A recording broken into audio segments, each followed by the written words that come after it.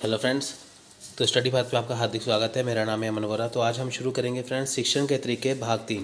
तो फ्रेंड्स ये पेपर 1 का पार्ट 26 है। यूजीसी नेट 2019 के लिए बहुत ज़्यादा इंपॉर्टेंट है। वीडियो अच्छा लगा लाइक और शेयर करना मत भूलिए। ये कितने दिन बाद वीडियो आई है तो कोशिश करूँगा पहले मैं टीचिंग एप्टीट्यूड ख़त्म करवा दूँ। तो फ्रेंड्स वीडियो को पूरा तक लास्ट तक देखें, वीडियो बहुत ज़्यादा इंपॉर्टेंट है। तो फ्रेंड्स आप हमारा टेलीग्राम चैनल भी ज्वाइन कर सकते हैं, जिसके ऊपर आपको डेली का वीडियो लिंक मिलेगा। तो आपको वीडियो ढूंढना नहीं पड़ेगा। ठीक है फ्रेंड्स, आप डेली बस टेलीग्राम पे ऊपर जो वीडियो लिंक है उसको फॉलो कीजिए। अगर आपको पेपर 1 का स्टडी मटेरियल चाहिए, इसकी कॉस्ट है 1200 रुपये। तो ये आपको हिंदी और इंग्लिश दोनों मीडियम में मिलेगा। तो ये आपको कंप्लीट और अपडेटेड सिलेबस मिलेगा। इसके बाद आपको कोई भी बुक पढ़ने की ज़रूरत नहीं पड़ेगी। यूजीसी नेट पेपर 1 का स्टडी मटेरियल जो है वो पीडीएफ में भी अवेलेबल है, जिसकी कॉस्ट है 495 रुपीज़। ये फुल कोर्स है। अगर आपको विदाउट मैथ और रीजनिंग चाहिए, इसकी कॉस्ट है 350 रुपीज़। ये भी हिंदी इंग्लिश दोनों में अवेलेबल है। तो अगर आप हमारे टेलीग्राम ग्रुप में ज्वाइन होना चाहते हैं, इसकी कॉस्ट है 200 रुपये। तो फ्रेंड्स इसमें आपको डेली लिंक तो देंगे, साथ में पीडीएफ देंगे। अगर आप टेलीग्राम चैनल ज्वाइन करोगे हमारा, तो वो बिल्कुल फ्री है। इसमें आपको पहला वीडियो लिंक मिलेगा। अगर आप टेलीग्राम ग्रुप में ज्वाइन होना चाहते हैं तो इसकी ज्वाइनिंग फीस है 200। तो इसमें आपको वीडियो लिंक भी मिलेगा, साथ में उसका पीडीएफ भी मिलेगा। आपको अपनी सारी जानकारी अपना पूरा एड्रेस हमें इस नंबर के ऊपर सेंड करना है। ये हमारा व्हाट्सएप नंबर है। आप हमें ईमेल भी कर सकते हैं, तो आप हमें कॉन्टैक्ट भी कर सकते हैं। बाकी की जानकारी आपको यहाँ पे दे दी जाएगी। तो चलिए फ्रेंड्स, हेलो फ्रेंड्स, तो आज हम शुरू करेंगे शिक्षण के तरीके का भाग 3। तो फ्रेंड्स इस वीडियो को लाने में मेरे को थोड़े से दिन हो गए हैं। कोई बात नहीं, पहले मैं हिंदी के लेक्चर कंप्लीट करूँगा, तभी वो आगे चलाएंगे इंग्लिश के भी। ठीक है फ्रेंड्स, पहले मैं टीचिंग एप्टीट्यूड खत्म कर दूँगा, बाद में हम रिसर्च का स्टार्ट करेंगे। ठीक है फ्रेंड्स, तो चलिए देखते हैं शिक्षण के तरीके भाग 3। देखिए, इसके पहले मैं भाग 1 और 2 ला चुका हूँ, आप इसको अच्छे से देख सकते हैं। ठीक है फ्रेंड्स, तो फ्रेंड देखिए, भाग 3 में हम स्टार्ट करेंगे केस स्टडी से। केस स्टडी, अब देखिए कि जो शिक्षण का तरीका है, जो मेथड्स ऑफ टीचिंग है पढ़ाने का, उसमें केस स्टडी भी बहुत ज़्यादा मायने रखता है। ठीक है फ्रेंड्स, केस स्टडी क्या है? देखिए, इस पद्धति का उपयोग मूल रूप से महत्वपूर्ण सोच और समस्या को सुलझाने के कौशल को विकसित करने के लिए किया जाता है। ठीक है फ्रेंड्स, यानी कि इस पद्धति का उपयोग क्यों किया जाता है कि ताकि जो महत्वपूर्ण सोच है और समस्या को सुलझाने के कौशल में, यानी कि अगर आपको किसी प्रॉब्लम हो, कोई आपको समस्या हो जाए, तो आप कैसे सुलझा पाओगे, वो आप केस स्टडी से कर पाओगे। इसमें आपको समस्या को सुलझाने के लिए सिखाया जाता है। ठीक है फ्रेंड्स, साथ ही छात्रों को वास्तविक जीवन की स्थितियों के साथ प्रस्तुत करने के लिए भी किया जाता है। यानी कि जो आपके जीवन से संबंधित है, जो अभी आपके जीवन में वास्तविक जीवन की जो स्थितियां हैं, जो उसमें प्रॉब्लम समस्याएं आती हैं, उसके साथ आपको केस स्टडी दी जाती है। ठीक है फ्रेंड्स, तो फ्रेंड देखिए, छात्रों को वास्तविक या काल्पनिक स्थिति के आधार पर परिस्थितियों के रिकॉर्ड सेट के साथ प्रस्तुत किया जाता है, उनसे पूछा जाता है। तो फ्रेंड्स इसमें है क्या, केस स्टडी है क्या? देखिए बहुत सिंपल सा है। केस स्टडी क्या है? केस स्टडी में होता क्या है कि आपको जीवन की जो वास्तविक घटनाएं हैं, जो वास्तविक स्थितियां हैं, उसके बारे में जानकारी दी जाती है कि आपके आसपास में चल क्या रहा है, हो क्या रहा है। ठीक है फ्रेंड्स, वो होगी वास्तविक घटनाएं। दूसरी बात है कि अगर आपके सामने कोई प्रॉब्लम आ जाए, कोई समस्या आ जाए, तो आप उसको कैसे सुलझा पाओगे, इसमें केस स्टडी में दिया जाता है। ठीक है फ्रेंड्स, आप देखिए कि रोज़मर्रा की ज़िंदगी में काफ़ी प्रॉब्लम्स आती हैं। हमें आर्थिक तौर पर, सामाजिक तौर पर, धार्मिक तौर पर, राजनीतिक तौर पर कई समस्याएं हैं। ठीक है, उनको सुलझाने के लिए, उन समस्या को सुलझाने के लिए जो कौशल विकसित किया जाता है, वो केस स्टडी के द्वारा किया जाता है। इसमें शिक्षक क्या करेगा? शिक्षक इसमें एक आपको केस स्टडी दे देगा, यानी कि आपको एक केस दे देगा, एक आपको प्रॉब्लम दे देगा कि ऐसे ऐसे करके ये बात है, आप इसको अपने माध्यम से सुलझा सकते हैं। ठीक है फ्रेंड्स, वो हो गया। जैसे आप पिक्चरों में देखते हो, जैसे आप कई जगह देखते हो केस स्टडी। केस स्टडी होता क्या है? आपके सामने एक समस्या, एक सिचुएशन रख दी जाती है, वह आपको उसको अपने तरीके से सॉल्व करना आता है। ठीक है फ्रेंड्स, केवल विशेष समस्या के निदान के लिए। अब देखिए, ये है क्या? केवल विशेष समस्या के निदान के लिए। अगर आपके पास जो समस्या तो है, पर वो विशेष समस्या है, यानी कि वो ऐसी समस्या है जो बहुत ही ज़्यादा अलग तरीके की है, उसको निदान के लिए केस स्टडी करवाई जाती है। समस्या का निदान करना और समाधान प्रदान करना, यानी केस स्टडी का क्यों की जाती है? ताकि जो समस्या है उसका निदान किया जा सके, उसका समाधान किया जा सके। समस्या और समाधान दोनों प्रदान करने के कारण कार्रवाई करने के लिए। ठीक है, यानी कि देखिए, जो पहले समस्या दी जाती है, फिर बाद में टीचर क्या करेगा, उसका समाधान करेगा, फिर उसके बाद कार्रवाई करने के लिए कहेगा। ठीक है फ्रेंड्स, होता है क्या है? देखिए, पहले टीचर क्या करेगा, आपको विशेष समस्या देगा, फिर समस्या का निदान, समाधान आपको बताएगा कि ऐसे से होना है इसको, फिर बाद में उसको सुलझाने का तरीका भी बताएगा इसको कैसे करना है। यह एक समय लेने वाली अवधि है और कभी कभी मामला वास्तविक अनुभव प्रदान नहीं करता है। देखिए, इसमें केस स्टडी में बहुत सारा समय लगता है, कभी कभी जो मामला होता है वो वास्तविक अनुभव प्रदान नहीं कर पाता, सिचुएशन बिल्कुल अलग हो जाती है। अंत में छात्र शिक्षक द्वारा सही उत्तर जानना चाहते हैं। जब स्टूडेंट सभी केस स्टडी को सॉल्व कर लेते हैं तो अंत में वो भी जानना चाहते हैं कि जो शिक्षक है उन्होंने प्रॉब्लम को कैसे सॉल्व किया है। ठीक है, केस स्टडी का संचालन करने में शिक्षक की भूमिका यह होनी चाहिए, मामले को पढ़े और निर्णय निर्माता द्वारा सामना की जाने वाली प्रमुख समस्याओं का निर्धारण करें, समस्याओं का विश्लेषण करने और समाधान में एक विश्लेषण के लिए आवश्यक डाटा का निर्धारण, विश्लेषण और तुलना करें। ठीक है फ्रेंड्स, वैकल्पिक समाधान और कार्रवाई एक कोर्स सुझाते हैं। देखिए, इसमें क्या है कि जो केस स्टडी का संचालन करने के लिए, इनकी जो केस स्टडी देने के लिए शिक्षक की भूमिका क्या होनी चाहिए, इसमें यह बताया गया कि शिक्षक के कार्य क्या करना चाहिए। शिक्षक पहले मामले को पढ़े, ठीक है, फिर निर्णय दे, समस्या के बारे में बताया कि ये केस स्टडी है, ये यहाँ पर ये चीज़ होनी चाहिए, इसमें ये प्रॉब्लम है। ये किसका काम होता है? ये शिक्षक का काम होता है। यानी कि शिक्षक जो अपनी केस स्टडी बच्चों को दे रहा है उसमें बच्चों को वो पूरा बताया इसमें कौन सी समस्याएं हल करनी है, कौन सी नहीं करनी है। ठीक है, पूरी समस्या का विश्लेषण करना है कि ये कितनी हद तक सही है, कितनी गलत है, ऐसे करके। ठीक है फ्रेंड्स, तो ये होता है शिक्षक का काम। अब युक्तियाँ और तकनीकियाँ हैं। देखिए, मामले को संक्षिप्त अच्छी तरह से लिखा जाना चाहिए, यानी कि जो आपको केस स्टडी दी हुई है वो संक्षिप्त हो, ज़्यादा विस्तारपूर्वक ना हो, और अच्छे से लिखा जाना चाहिए कि ताकि इसको हर कोई समझ पाए।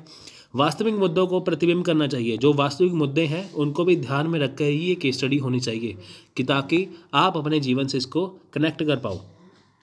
और विरोध प्रतिक्रियाओं की संख्या के लिए खुला होना चाहिए। ठीक है फ्रेंड्स, विरोध प्रतिक्रियाओं के लिए। ठीक है, विरोध प्रतिक्रिया कौन सी है कि कैसी केस स्टडी होनी चाहिए, किस हिसाब से होनी चाहिए, वो चीज़। छात्र को लिखित रिपोर्ट या मामले की औपचारिक प्रस्तुति तैयार करने के लिए समूह में काम करना चाहिए।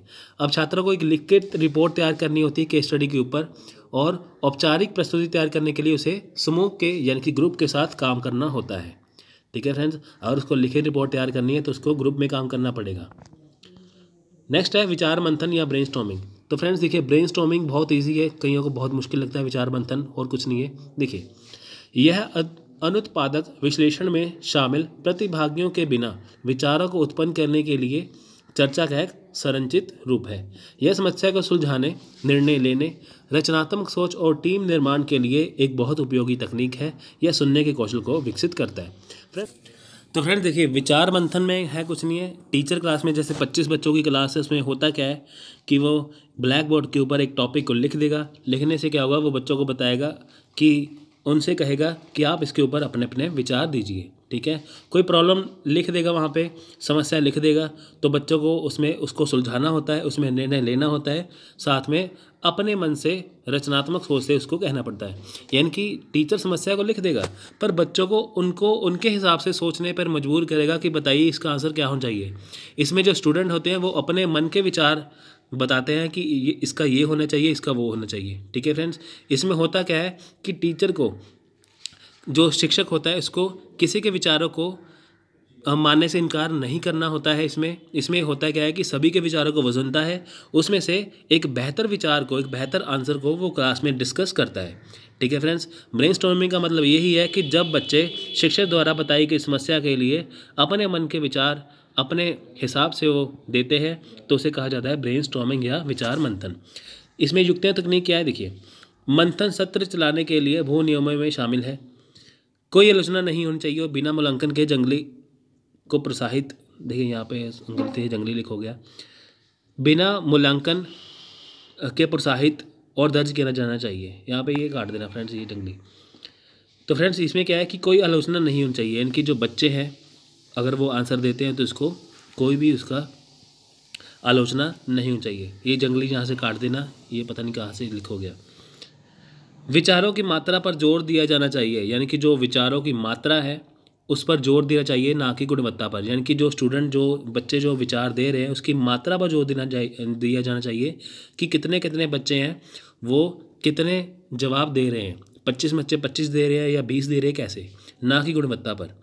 सदस्यों की समान भागीदारी की आवश्यकता है, यानी कि जो स्टूडेंट है जो समान भागीदारी हो, जैसे 25 बच्चे हैं तो यही होना चाहिए कि सारे के सारे इसमें भागीदारी लें ताकि अपने विचार रखें। यह शिक्षक को अनफोकस किया जाता है कि चर्चा को नियंत्रित करना और जारी किए गए सुविधा को जानना चाहिए।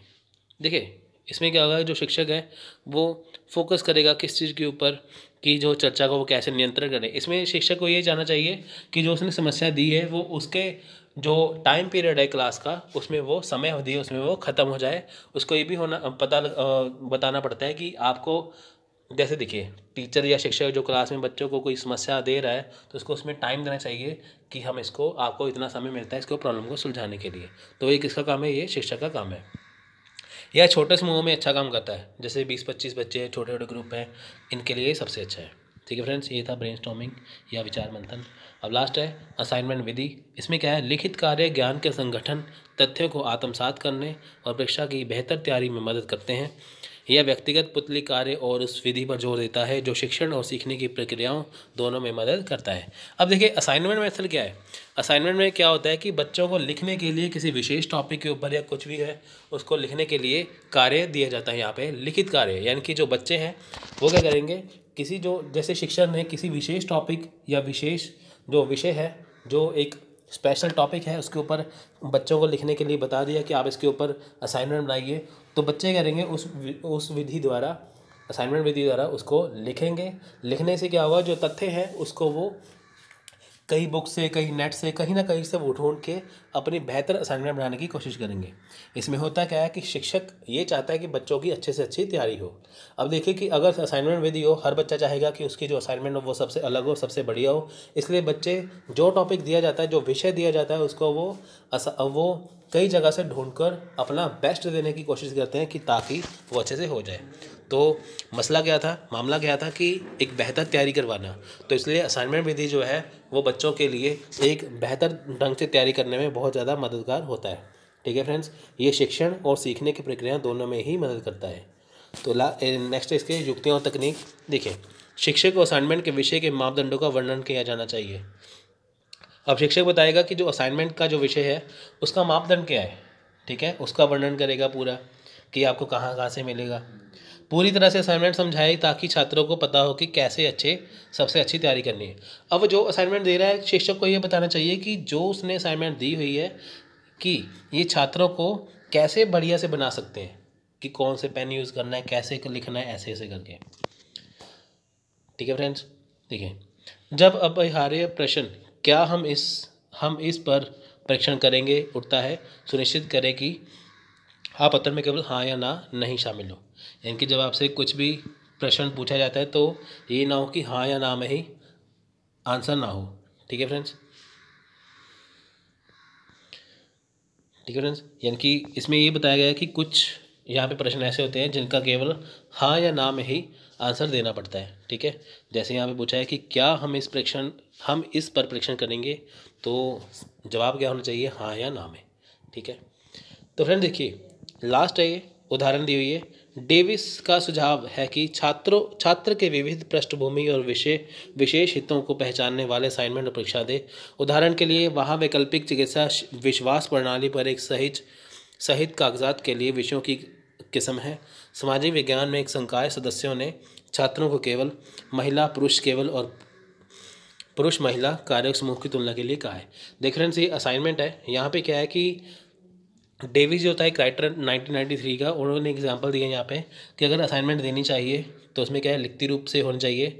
अब देखिए यहाँ पे उदाहरण के रूप में बताया कि जो छात्र है उनके असाइनमेंट दिए गए जिसमें केवल महिला है, पुरुष है या महिला पुरुष दोनों है, उसके समूह की तुलना करनी है। ये क्या होगा, असाइनमेंट होगी ना ये। अब बच्चे क्या करेंगे, महिला पुरुष और पुरुष महिला दोनों के कार्यों की समूहों की तुलना के लिए इसके ऊपर असाइनमेंट बनाएंगे। अब टीचर का काम रहेगा कि बताएगा कि किसके ऊपर असाइनमेंट बनानी है ज़्यादा। ठीक है फ्रेंड्स, तो ये था आज का लेक्चर। तो मुझे आशा है कि आपको आज का लेक्चर ये पसंद आया होगा। वीडियो अच्छा लगा तो लाइक और शेयर करना मत भूलिए। जल्द ही टीचिंग एप्टीट्यूड भी खत्म होगा हिंदी मीडियम में, तो उसके बाद हम रिसर्च को कंटिन्यू करेंगे। तो मिलते हैं अगले वीडियो में, तब तक के लिए धन्यवाद, थैंक यू, जय हिंद।